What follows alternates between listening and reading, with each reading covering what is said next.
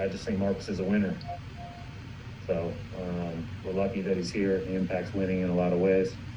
He's going to play a critical, important role, as he always has, as we move forward. But he's gotten better every year, cares about winning, cares about competing.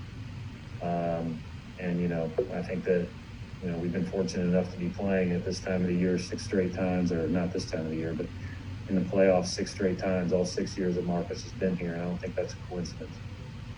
John Corrales.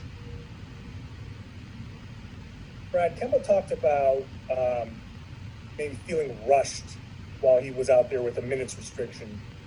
Do you see that? And what can you take from evaluating him in these minutes restrictions when he may not be playing his normal game?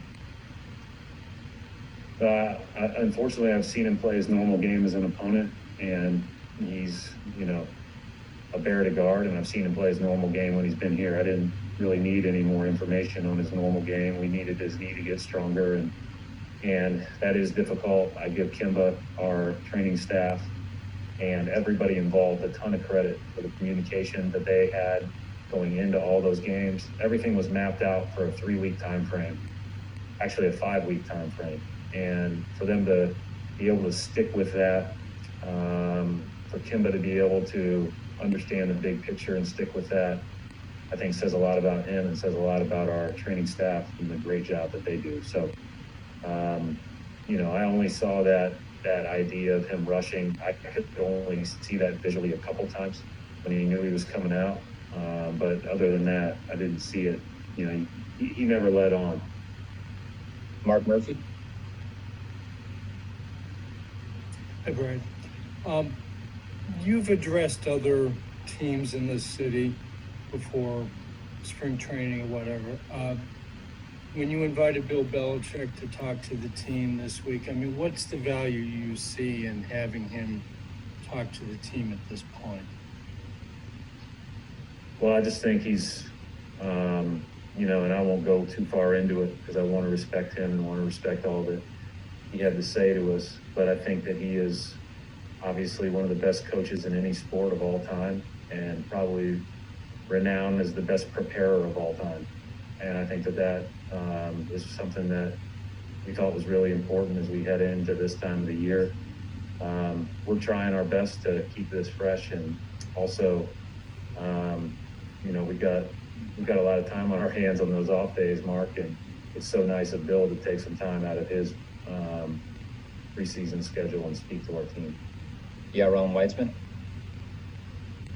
Hey, Brad. I know you probably don't have too many details, but just with Simmons' absence schematically, what does that allow you to do differently as you're preparing? Well, first of all, they're the best offense in the league without him. That's over 1.2 points per possession by all the notes that I have. The shooting around is amazing around Embiid. They've got a bunch of 40% three-point shooters. They've got guys that can put it on the floor. They've got guys that can play in pick and roll. That doesn't take away at all from how good Simmons is. Simmons is excellent. But sometimes when you have a guy that has the ball a lot and is such a focal part of what they do, that gives everybody else an even bigger freedom when those guys aren't available. We've seen that here in the past. And I think that ultimately it is quite a challenge for us without him. Quite a challenge when he does play, obviously. He's a heck of a player, but, this team can hurt you in a lot of different ways. They're super talented and obviously big and physical. Brian Robb. Hey, Brad. The Sixers allow the fewest three-point attempts, I think, of any team in the NBA. What allows them to do that, and how can you guys combat that in this series?